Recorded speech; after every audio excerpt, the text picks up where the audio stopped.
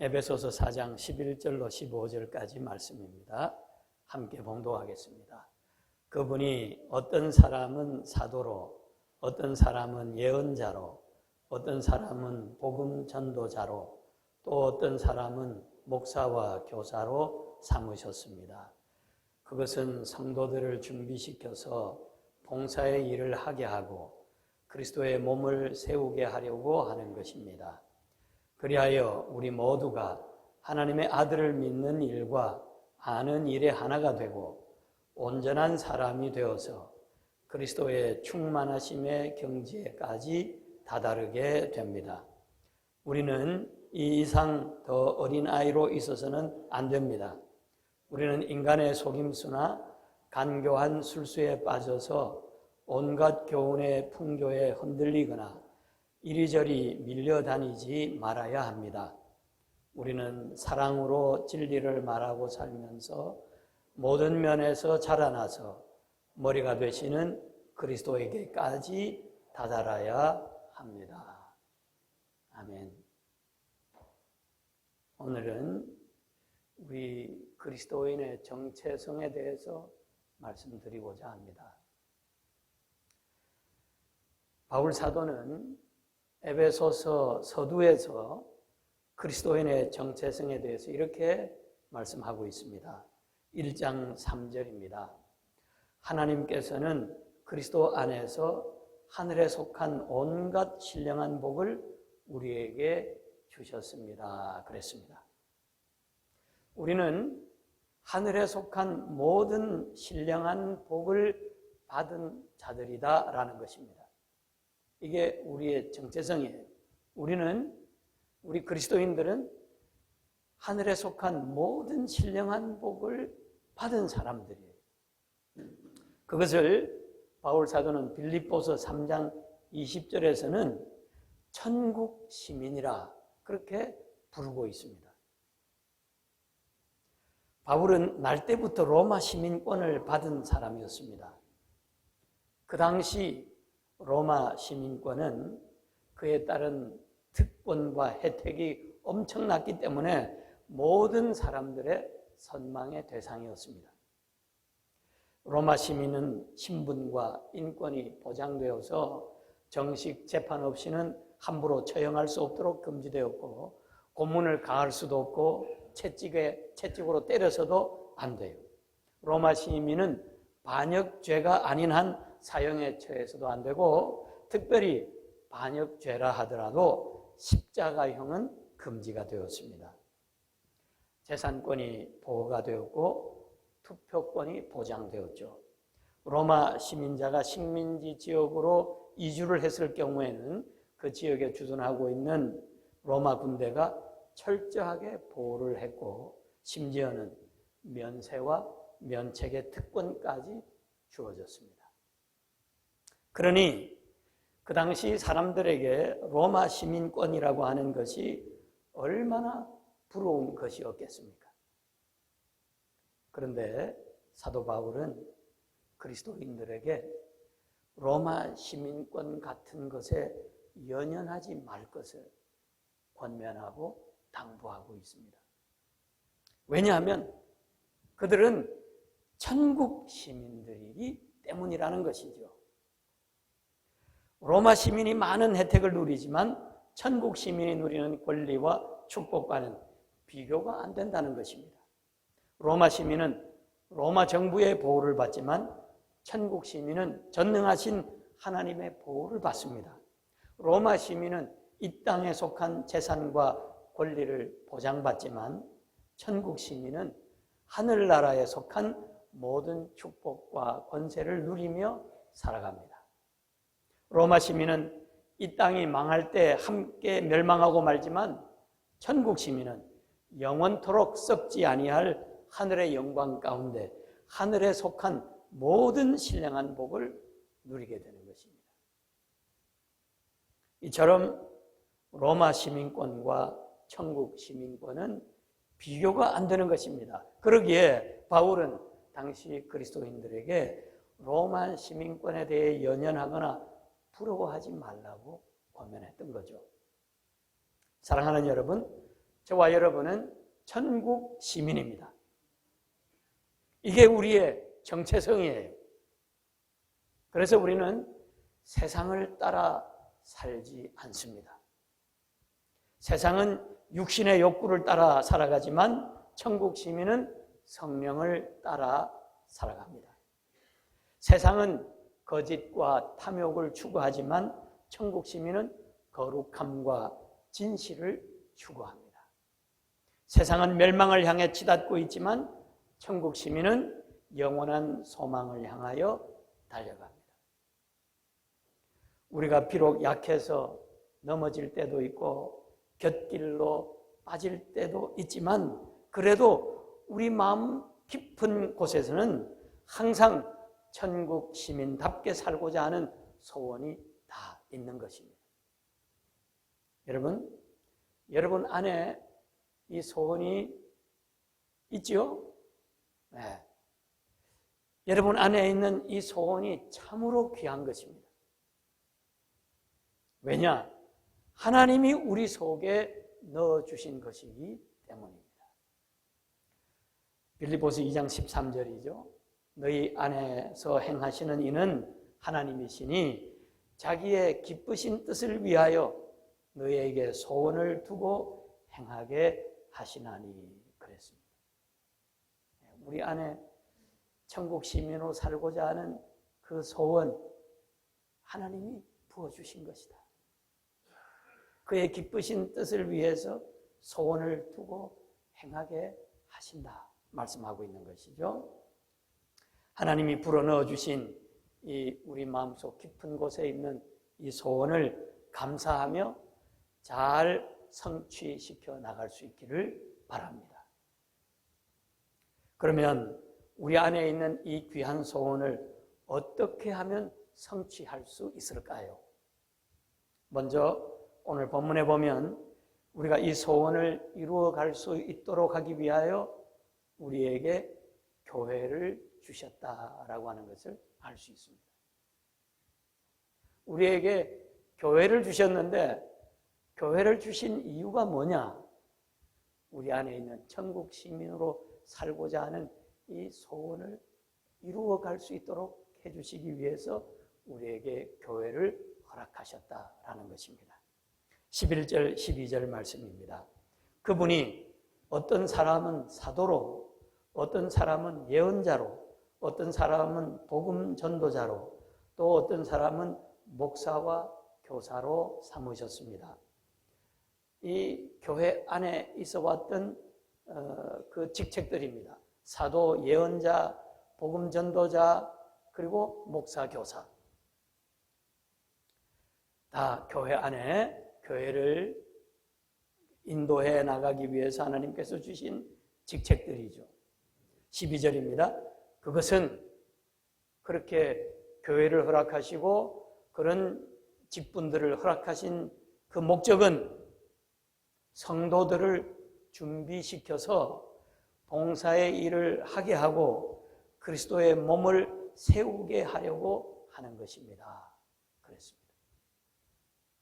그러니까 교회의 존재 목적은 성도들을 준비시키는 것입니다. 잘 준비시켜서 봉사의 일도 하게 하고 그리스도의 몸도 세워나갈 수 있도록 하는 것. 그게 교회의 존재 이유입니다.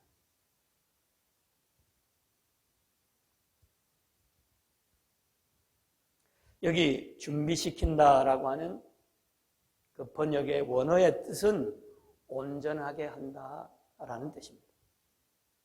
그러니까 교회는 성도들을 온전하게 그렇게 하기 위하여 존재한다라는 것이죠. 성도들을 온전하게 해서 이게 항상 먼저입니다. 섬김의 일도 하게 하고 그리스도의 몸도 세우게 하시는 것입니다. 그러니까 바울의 관심은 성도들을 온전하게 하는 것이 항상 먼저입니다. 온전한 성도들이 섬김의 일도 그리스도의 몸을 세우는 일도 온전히 할 수 있기 때문입니다. 그래서 오늘 본문에 눈에 띄게 나타나고 있는 구절들이 있는데 바로 준비시켜서 온전한 사람이 되어서 그리스도의 충만한 경지에 다다르게 모든 면에서 자라나서 그리스도에게까지 다다라야 이런 말들이, 이런 구절들이 나오고 있는 것을 볼 수 있습니다. 다 자라가는 과정을 나타내는 표현들입니다. 그만큼 천국 시민으로서 하나님의 영광을 위해 살고자 하는 사람들은 자라기 위해 노력해야 된다라는 것입니다. 자라지 못하면 아무것도 할 수 없습니다. 어린 아이가 이 세상에 나가서 뭘 할 수 있겠습니까?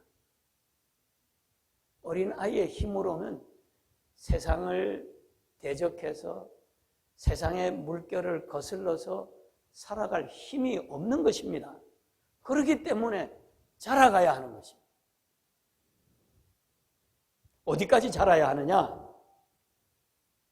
하늘에 속한 모든 신령한 복을 다 받아 누리기까지 자라야 하는데 이게 곧 그리스도의 충만하심의 경지에까지 자라야 한다는 것입니다. 어디까지 자라요? 그리스도의 충만하심의 경지, 거기에까지 다다라야 한다. 그렇게 말씀하고 있습니다. 오늘날 많은 그리스도인들이 구원을 자격증 정도로 생각하는 것 같습니다. 자격증이 뭐예요? 자격증만 받으면 그 다음에는 그것 가지고 어디 가서 할 수 있는 그런 것이죠. 그것만 받으면 그 다음에는 잘하거나 이럴 필요는 없는 거예요. 그냥 그 자격증 가지고 써먹으면 되는 거죠. 오늘날 성도들이 구원을 그런 자격증 정도로 취급을 한다라는 것입니다. 여기에 심각한 문제가 있습니다. 물론 예수 믿고 구원받았으면 천국 가는 게 사실입니다. 우리가 다 그걸 믿습니다. 그런데 그게 다냐라는 거죠. 구원받고 천국만 가면 되는 것이냐라는 것입니다. 성경은 아니다. 그거에 대해서 정면으로 부인합니다. 구원받았으면 구원받은 자의 삶을 살아야 한다라고 말씀하고 있습니다. 그래서 멈추어 있지 말고 계속해서 성장하고 성장해서 그리스도의 충만하심의 경지에까지 이르러야 한다라고 말씀하고 있는 거죠. 우리가 구원은 받았지만 아직도 우리의 인격은 그리스도와는 거리가 멉니다. 이게 우리의 모습입니다. 우리가 구원은 받았지만 아직도 삶의 열매는 너무 부족합니다. 이게 우리의 현실입니다. 왜 그렇습니까? 구원은 받았지만 아직 그리스도의 충만하심의 경지에까지 다다르지 못했기 때문에 그렇습니다. 구원은 받았지만 하나님과의 관계는 멀기 때문에 그렇습니다. 성경이 말씀하는 구원은 관계입니다. relationship이에요. 죄로 말미암아 하나님과의 관계가 깨어진 우리가 예수 믿음으로 구원받아서 하나님의 자녀가 되고 하나님과의 관계가 깨어졌던 것이 회복이 된 것입니다. 이게 구원이에요. 구원받고 하나님과의 관계가 회복이 되었으면 이제는 그 관계가 더 깊어져야 하고 더 자라야 하는 것입니다. 하나님과의 관계가 성장하고 깊어질 때 비로소 우리는 하늘에 속한 모든 신령한 복을 누리게 되는 것이고 그리스도의 충만하심의 경지에까지 다다를 수 있게 되는 것입니다. 여러분 한번 생각해 보십시다. 복의 근원이 되시는 하나님과 가까이 해서 하늘에 속한 모든 신령한 복을 누리고 그리스도의 충만하심의 경지에까지 다다르게 된다면 그보다 귀하고 복된 것이 세상에 또 무엇이 있겠습니까? 그러므로 오늘 이 시간 그리스도에게까지 자라고자 하는 소원을 새롭게 할 수 있기를 바랍니다. 다음으로 우리가 생각해 봐야 할 것은 우리가 어떻게 그리스도에게까지 자랄 수 있을 것인가 라는 것입니다. 어떻게 자랄 수 있을까요? 하나님께서 본문을 통해서 제시하시는 답은 15절에 나옵니다. 15절에 보면 모든 면에서 자라가서 그렇게 말씀하고 있습니다. 믿음과 삶의 분리, 교회와 세상의 분리가 아닙니다. 모든 면에서 그랬습니다. 교회에서나 세상에서나 가정에서나 직장에서나 모든 우리의 삶의 국면에서 자라나서 믿음뿐만 아니고 우리의 인격도 교회 생활뿐만 아니고 세상 생활에서도 자라나서 그 말입니다. 모든 면에서 자라난다라는 게 그 말입니다.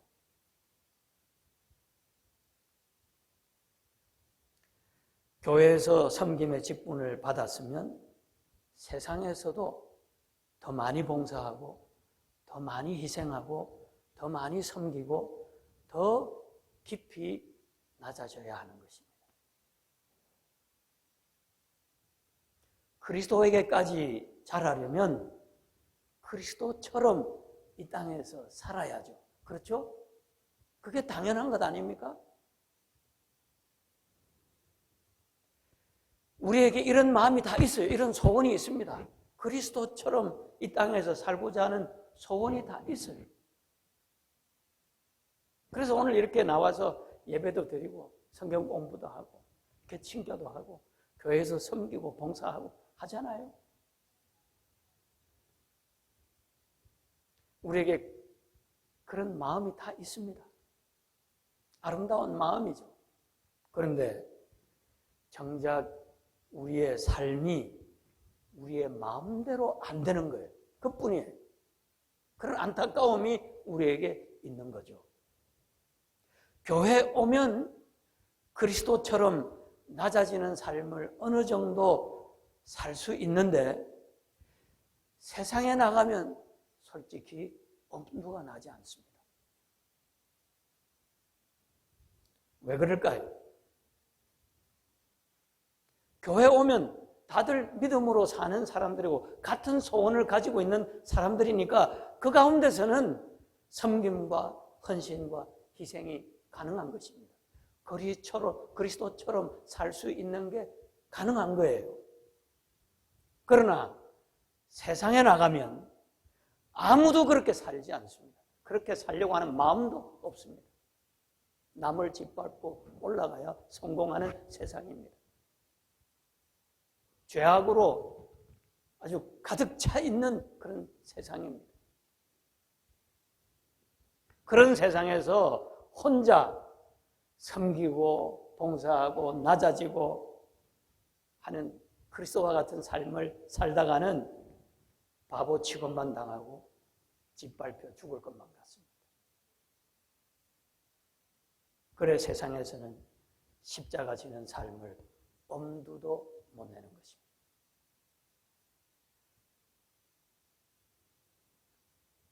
뭐가 문제입니까? 뭐가 문제입니까? 이 문제를 바로 직시해야 돼요. 뭐가 문제입니까? 14절입니다. 오늘 본문 14절입니다. 우리는 이 이상 더 어린 아이로 있어서는 안 됩니다.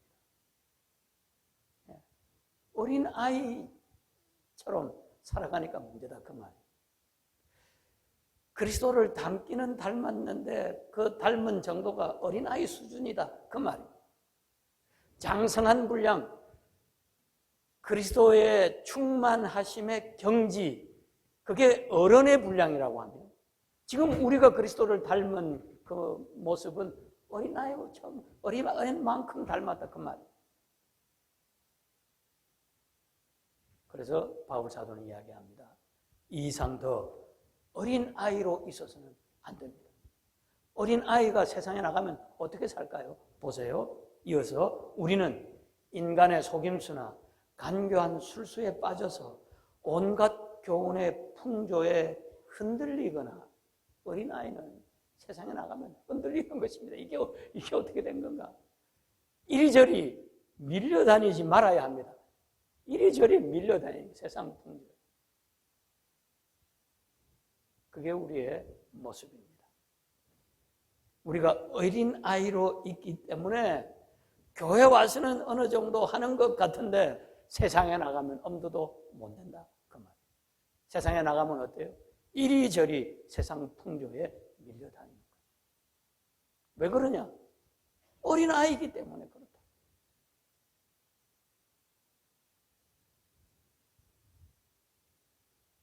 그러나 그리스도의 충만하심의 경지에까지 다다르면 문제가 없습니다.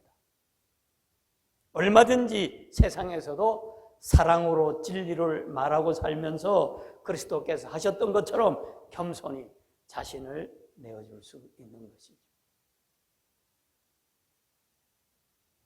그러므로 우리가 천국 시민답게 살기 위해서는 그리스도의 충만하심의 경지에까지 다다르기 위해 자라야 합니다. 자라고자 하는 소원이 우리에게 강렬하게 불타야 합니다. 어린 아이로 있어서는 절대로 안 되는 것입니다. 어린 아이가 세상에 살 수 있는 일이라고는 아무것도 없습니다. 밀려다니는 것 외에는, 속임을 당하는 것 외에는 아무것도 없습니다. 이리저리 밀려다니다가 우리의 정체성이 세상에 다 짓밟히고 말 것입니다. 그러므로 그리스도의 충만하심의 경지에까지 다다르고자 최선을 다해야 하는 것입니다. 교회가 존재하는 목적이 뭐라고요? 어린 아이들을 어른으로 장성하게 하는, 그게 교회의 존재 목적입니다. 그러니까 저는 목사로서 여러분들을 그리스도의 충만하심의 경지에까지 어떻게 하든 그렇게 가도록 하기 위해서 최선을 다해야 되고, 여러분은 여기 오면 어떻게 돼요? 나는 그리스도를 닮아야 한다. 안 그러면 어린아이로 있으면 세상에 나가서 짓밟히고 나는 내 정체성을 지킬 수 없이 되고 만다. 죽느냐 사느냐의 문제입니다. 절박한 마음으로 내가 그리스도를 닮겠습니다 하고 주님을 붙잡아야 합니다. 그러기 위해서 우리 안에 땅을 포기하고 하늘을 얻고자 하는 소원, 세상을 포기하고 하나님을 얻고 그리스도를 얻고자 하는 간절한 소원이 우리에게 있어야 하는 거예요. 그 소원이 불타고 있을 때 우리는 우리 정체성을 잃지 아니하고 그 정체성을 잘 갈고 다듬어서 하나님 앞에 쓰임받는 그런 삶으로 나아갈 수 있게 되는 것이죠. 하늘을 얻고자 하는 소원, 그리스도를 얻고 하나님을 얻고자 하는 소원. 예를 들면 이런 것입니다. 엘리야 선지자를 아시죠? 능력의 선지자였습니다. 하나님께서 그를 얼마나 사랑하셨든지 그가 죽음을 맛보지 않고 바로 하늘나라로 옮겨진 두 번째 사람이었어요. 두 번째자 마지막 사람이었습니다. 그 정도로 위대한 선지자였어요. 근데 그가 주님께 불리움을 받기 전에, 들려 올라가기 전에 후계자를 세웠는데 누구예요? 엘리사라고 하는 선지자였습니다. 이제 불마차를 타고 하늘로 올라가야 되는데 이제 후계자 엘리사에게 묻습니다. 야, 내가 내게 무엇을 해주기를 원하느냐? 라고 물었습니다. 후계자니까 뭐든지 좀 제대로 세워놓고 가기를 원하지 않겠습니까? 그래서 뭔가를 해주고 싶었던 거예요. 뭘 해줄까? 그랬더니 엘리사가 뭘 구하는지 아세요?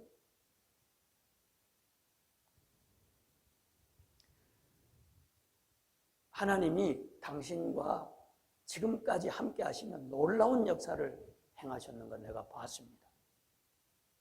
그런데 내가 원하는 것은 당신과 함께 하신 하나님 두 몫을 내게 주십시오. 그걸 구했습니다. 당신과 함께 하신 하나님의 두 배를 내게 있게 해달라. 그게 내가 원하는 것입니다.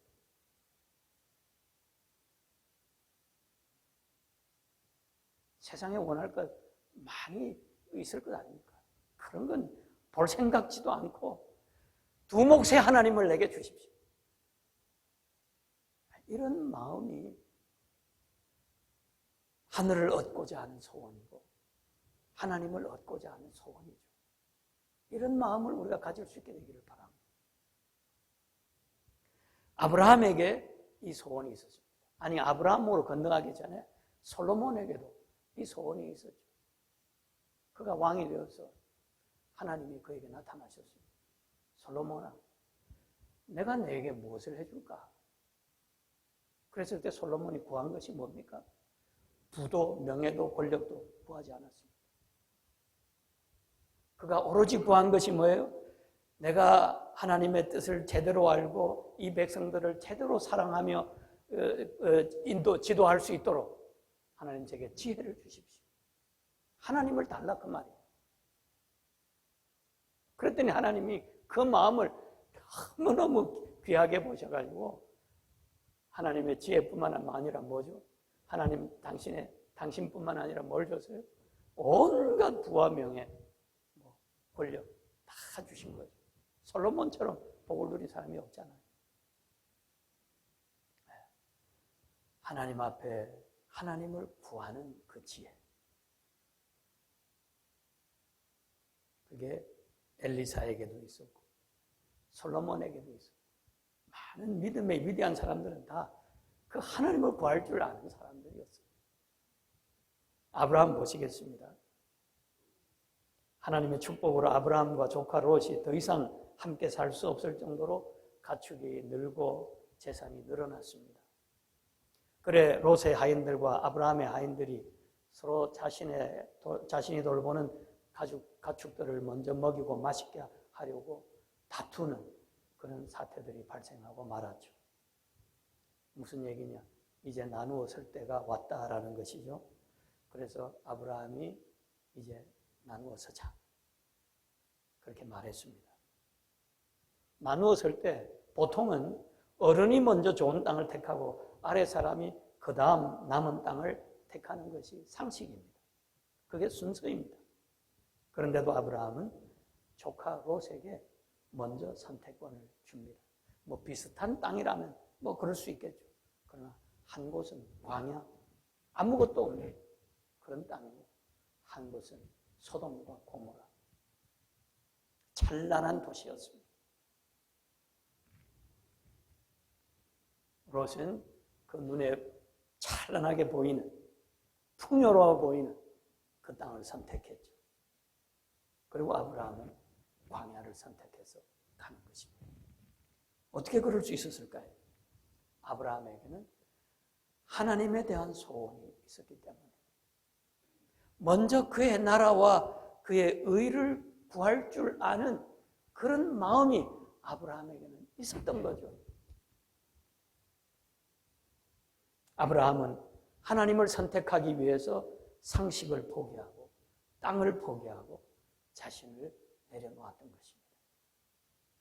그래서 아브라함은 상식에 끌리지 않고 땅에 끌리지 않고 자신에게 끌리지 않고 하나님이 기뻐하시며 동행하시는 삶을 선택할 수 있었던 거죠.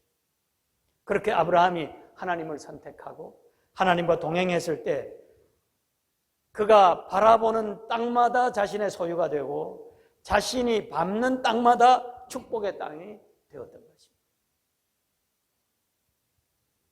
하나님을 얻고자 하는 소원이 이렇게 소중한 것입니다. 롯은 그 소원이 없었기에 상식에 속고 땅에 속고 자신에 속아서 하나님을 저버리고 저주의 땅으로 가고 말았던 것입니다. 사랑하는 여러분, 우리도 아브라함처럼 하나님을 얻고자 하는 소원을 품고 살아갈 수 있기를 바랍니다. 그래서 충동에 끌려 살지 않고 내 욕심, 욕망에 끌려 살지 않고 온갖 세상 풍조에 떠밀려 살지 않는 우리 모두가 될 수 있기를 바랍니다.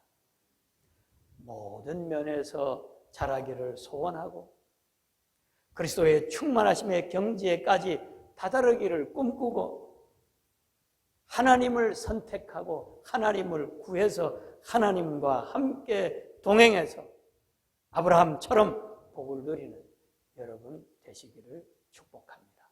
기도하겠습니다.